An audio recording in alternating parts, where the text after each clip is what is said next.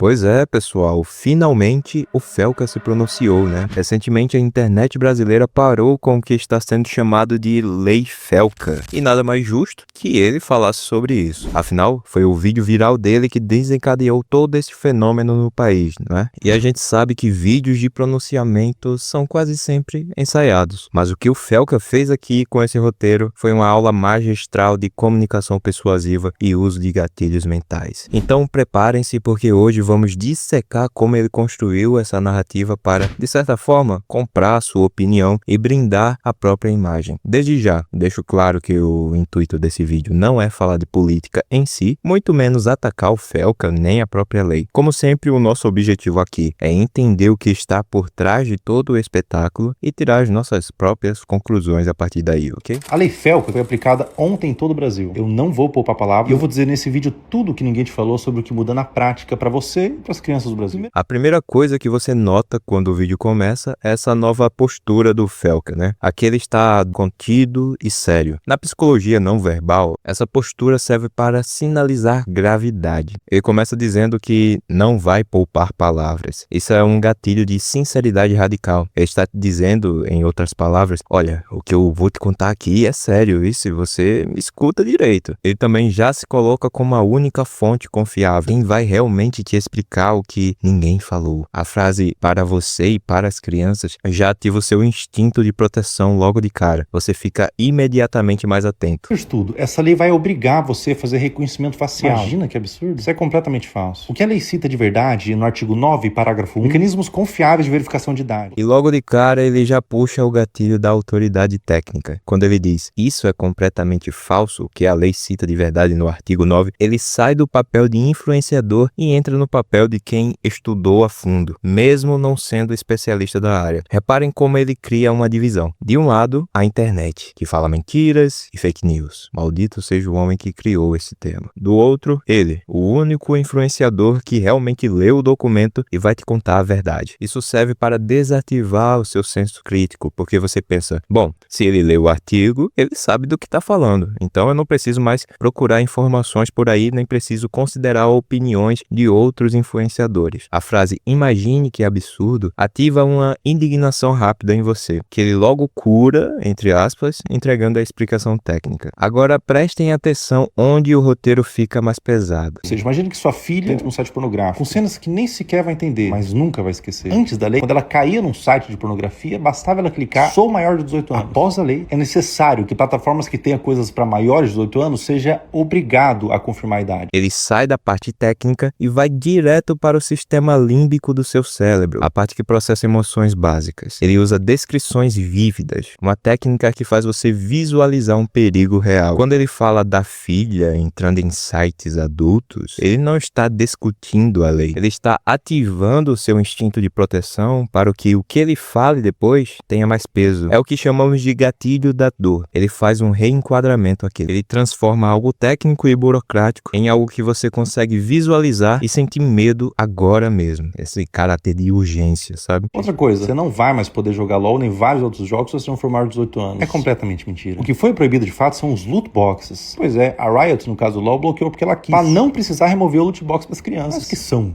loot box? E por que pra criança é mais problemático? Loot box é um cassino. Ele foi construído baseado no cassino. Parece uma caixinha bonitinha, você coloca um dinheirinho pro seu filho, porque ele te implorou, e logo você apresentou pra sua criança de 12 anos o tigrinho. É nessa que sua fatura do cartão parece 5 mil reais, você não sabe da onde. Outro ponto genial do roteiro é como ele explica as loot boxes. Ele sabe que esse é um termo técnico que muita gente não entende. Muita gente que é a favor dessa lei, que são pessoas da geração Y, baby boomers, pessoas um pouco mais velhas, não sabe o que é uma loot box. Então o que ele faz? Ele usa o reenquadramento, framing. Ele diz que as loot boxes são, na verdade, um cassino e as compara ao tigrinho. Quando ele associa um recurso de um jogo a algo que as pessoas já veem como problema enorme no Brasil, o vício em apostas que destrói famílias, que geram dívidas, que faz pessoas até cometerem aquela palavra com S, ele ganha o argumento por associação. Ele não precisa provar por A mais B que as caixas de itens em joguinhos são ruins. Ele só precisa fazer você sentir a mesma repulsa que sente pelo vício em apostas e pela fatura de R$ 5.000 no seu cartão de crédito, né? Além disso, quando ele diz que a Riot bloqueou porque ela quis, ele já começa a desvincular a responsabilidade da lei sobre as consequências negativas no jogo. É como se, tipo, a empresa somente decidiu fazer isso. Não foi a lei que fez com que a empresa decidiu fazer isso. A lei também diz que jogos vão precisar controlar, por padrão, as interações com estranhos. Parece meio exagerado. Até você lembrar que no Roblox, por exemplo, era permitido que um homem de 40 anos conversasse com uma criança de 9, por voz. Um adulto mal intencionado podia chegar no seu filho e pedir que seu filho ligasse a câmera quando ele estivesse sem roupas. Parece terrível.